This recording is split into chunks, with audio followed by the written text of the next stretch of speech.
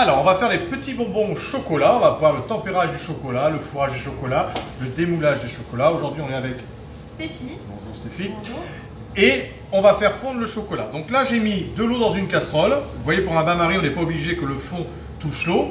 Je fais chauffer. J'ai mis mon chocolat Zodio directement là-dedans. On prend toujours un chocolat noir de 70% de cacao pour éviter qu'il y ait trop de beurre de cacao dans le chocolat et de sucre, ce qui nous permettra d'avoir un chocolat bien brillant et bien facile à travailler. Donc j'ai mis mon chocolat là-dedans, je mets en vrac, de toute façon on a besoin d'une petite quantité pour mouler, et je l'ai mis à fondre tout simplement. Une fois qu'il a fondu, par contre je mets l'eau pas très fort, je mets l'eau à, on va dire, à 3-4 et je laisse fondre tout doucement pour que la température du chocolat, quand le chocolat est fondu, il soit à peu près à 45-50 degrés, d'accord? Pas plus. Parce que si vous faites un gros bouillon et le faire fondre très vite, il va être à 60 ou 70 degrés et là il sera foutu, vous ne pourrez plus le travailler. Donc vous le faites fondre doucement, il va être à 50 degrés. Et maintenant, on va attendre, on va le tempérer sur la table, on va l'étaler sur la table pour le refroidir. Ou vous le laissez comme ça refroidir sur le bord de la table et vous allez le redescendre à 27 degrés. Une fois qu'il sera redescendu à 27 degrés, on va le remonter à 32 et on va mouler, vous allez voir, les petits moules pour faire les bonbons au chocolat. D'accord? Stéphie, c'est un plaisir de te voir aujourd'hui. Merci beaucoup. Pour l'instant, elle n'a pas fait grand-chose encore. Voilà. Donc, et derrière la caméra, il y a une star, mais vous ne saurez pas qui c'est parce qu'elle veut rester anonyme, bien évidemment. Voilà. Bon, tu peux couper, on prendra la suite tout à l'heure. Alors, j'aime bien parce qu'elle ne fait pas signe de la tête, on ne sait pas si ça a démarré ou pas. Alors, vous prenez des moules plutôt rigides que souples, parce que les souples, ça casse souvent vos chocolats quand vous les démoulez. Vous les avez bien sûr, vous savez où, à Zodio. Et vous avez ici donc les moules comme ça, bien rigides, comme ça vous pouvez taper le chocolat, c'est des moules facilement. Quand vous lavez vos moules, jamais au lave-vaisselle, jamais avec une paille de fer, ok? Parce que si tu prends une paille de fer, tu vas faire des rayures à l'intérieur, et en faisant les rayures à l'intérieur, ça va bloquer ton chocolat. Donc toujours une éponge simplement, et hop, après on essuie. Idéalement, quand vous avez fini d'essuyer, vous prenez un coton, comme quand vous êtes blessé, et vous passez un coton dans à l'intérieur de chaque moule, ce qui va prémer un magnétisme avec le chocolat. Et du coup, comme ça, votre chocolat, il sera nickel chrome et il se démoulera facilement. Là, vous l'avez vu tout à l'heure, on l'a fait fondre à 50 degrés. On a attendu qu'il refroidisse. Et là, maintenant, il est à 26 degrés. Vous voyez, il faut donc le descendre à 27. S'il descend un peu en dessous, c'est pas grave, mais minimum 27 degrés. Et là, on va le remonter à 32. Mais quand on va le remonter à 32, on le met ici rapidement et on le laisse quelques secondes seulement comme ceci, parce que ça remonte très vite en température. Et tu joues comme ça avec le thermomètre. Tiens, Stéphie, tu vas me tenir le thermomètre, histoire de dire que tu fais quelque chose. Parce oui, que sinon, bien sûr. on n'a rien foutu de la journée. Et on va remonter donc à 32. Tu vois là déjà, en le mettant que quelques secondes, on a repris 3 degrés, tu vois. On est même à 30,3. On va le remettre, tu vois, juste comme ça. Hop, vas-y, remets-le dedans. Et vous voyez, on le met que quelques secondes à feu fort, cette fois-ci. Et on va monter donc à 32 degrés. Et là, on pourra l'utiliser autant qu'on veut.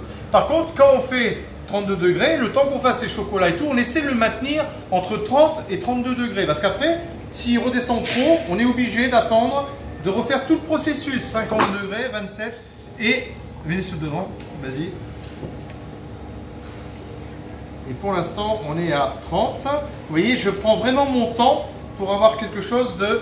Pas parce que s'il monte à 34, on est foutu. Il va blanchir, il ne sera pas beau. Donc il faut vraiment le garder à 32 degrés.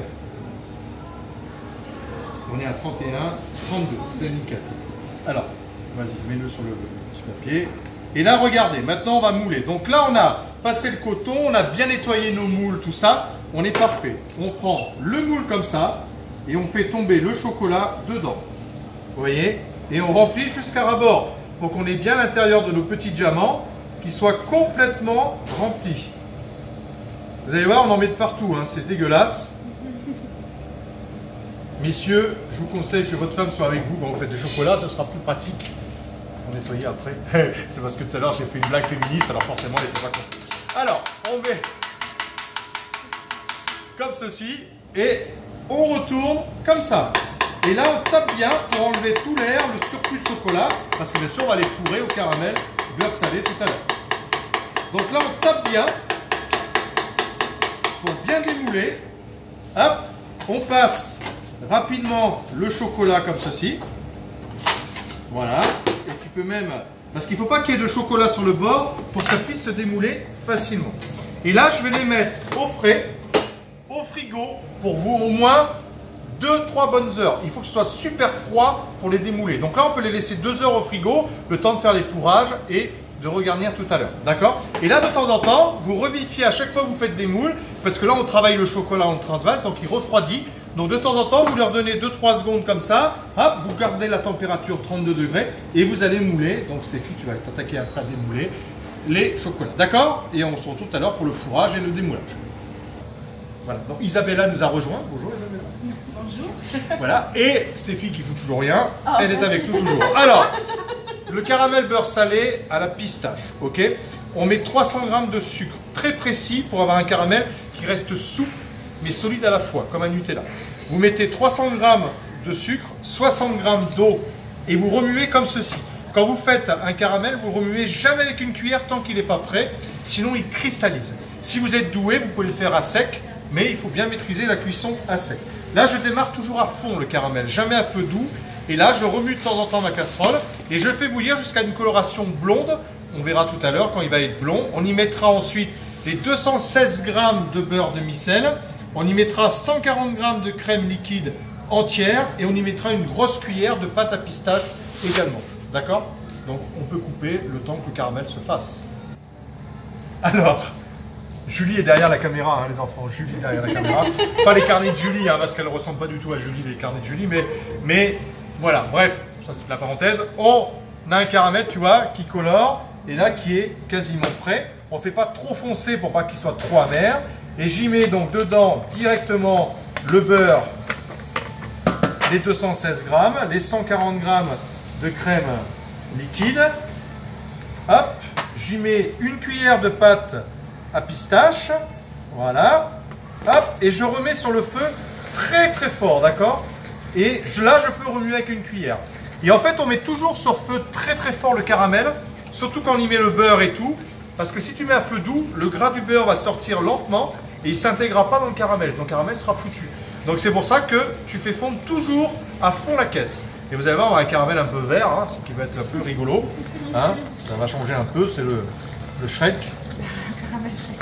Le caramel Shrek. Ça a une importance pour la cuillère ou un fouet, ça peut faire la... Non, vraiment une cuillère. Un fouet, le métal, c'est pas trop bon. Vous mettez une cuillère en bois ou une maryse en plastique qui tient la température. Et là, ensuite, on va le laisser refroidir. Donc, idéalement, vous le faites la veille, hein, parce que comme ça, vous êtes sûr que vous pouvez faire vos chocolats tout de suite. Et là, on va le laisser refroidir 2-3 heures, hein, à l'air libre comme ça. Et tout à l'heure, on le mettra dans les chocolats avant de fermer nos petits chocolats de tout à l'heure. Alors, on a mis notre caramel. Je ne l'ai pas laissé prendre totalement sa texture finale pour qu'il reste un peu souple quand même, pour pouvoir garnir les moules un peu plus facilement. Et là, on va mettre le caramel, mais on ne met pas le caramel jusqu'en haut, parce que là, on va recouler le chocolat qui va finir de fermer nos bonbons. Donc, tu vois, tu remplis aux 3/4 et ensuite, on va le remettre au frais une petite heure pour que le caramel soit pris totalement tout à l'heure. Donc là, on remplit comme ça tous nos chocolats. Et ensuite, on refera le tempérage du chocolat, toujours à 32 degrés comme je vous expliqué au début. On va refermer, on va relaisser au frais et on verra le démoulage tout à l'heure. Ok? Stéphie au boulot. Allez. Isabella au boulot. C'est bien joli les filles, mais à un moment, il faut bosser quoi. Hein. Voilà. Montrez, vous savez bosser. Julie, elle fait toujours rien, elle est toujours derrière la caméra, elle a trouvé la planque. Et on remplit, voilà, tu remplis à moitié, une bonne moitié, pas plus. Et tu peux couper. Alors, là on a remis, quand on a mis notre caramel, une bonne heure au frais. Et 1 heure ou 2 heures même, hein, ou plus si vous voulez. Mais avant de couler le chocolat qui est toujours à 32 degrés, dessus pour fermer nos bonbons, on va le sortir un petit quart d'heure avant pour que le plastique soit pas trop... Vous entendez tchik-tchik, c'est parce qu'on prend des photos en même temps. Et on a ici... Si tu as le plastique trop froid, quand tu vas couler ton chocolat, il va figer et tu ne pourras plus l'enlever. Et ça peut empêcher le démoulage des chocolats. Donc tu le sors un petit quart d'heure avant pour qu'il soit moins froid. Est-ce que tu peux me nettoyer la grande spatule, s'il te plaît? Oui. Que je montre aux gens. Avec de... Bon, Isabella nous a abandonnés. Hein. Elle en avait marre de nous. Bon, ça ira parce que je vois que tu te débrouilles très mal. Alors, tu mets ensuite le chocolat, tu remets le chocolat par-dessus comme ceci. Ok? Oui. Tu fais recouler, tu remplis bien jusqu'à ras-bord. Par contre, là, on ne va plus retaper, bien évidemment. Parce que si tu tapes, tu vas casser tes chocolats. parce que la première base a figé, d'accord? Donc tu prends ton chocolat comme ça, tu remues simplement bien comme ça, et là, tu enlèves le surplus. Et tu vois, si c'était trop froid, ça figerait le chocolat, et on aurait quelque chose qui serait pas beau du tout. Donc là, tu restes bien comme ça. Ensuite, tu reposes bien ton moule, et là, tu vas bien forcer pour, tu vois, enlever tout le chocolat qui est au bord de tes bonbons. Et à partir de là, on pourra bien les démouler sans aucun problème. Donc là, je mets là. Et là, tu remets bien froid au frigo. Et tu les remets bien 2 à 3 heures facile au frigo. D'accord? Et on va avoir le démoulage tout à l'heure. Alors, notre chocolat bien refroidi, Stéphie, t'es prête? Oui. C'est l'heure de vérité. Putain. Si ça se démoule pas, alors si ça se démoule pas, c'est pas qu'on n'est pas bon, c'est que c'est pas assez froid, d'accord? Donc fais un beau zoom sur le truc et on y va. Ha! Alors, c'est qui les pros? T'en as cassé un au passage, hein? Oui, j'en ai cassé un, merde, pardon, excusez-moi. Voilà. Purée. Et voilà, les petits chocolats fourrés. Vous pouvez donc les refaire pour Pâques, pour offrir, c'est sympa. Stéphie, merci de ton aide, qui n'a pas été très efficace, mais ça a meublé quand même. Isabella qui est là, regardez. Au revoir Isabella, tu dis au revoir à la caméra. Qui s'occupe des réseaux sociaux. Elle qui fait les photos. Et Julie, merci d'avoir filmé.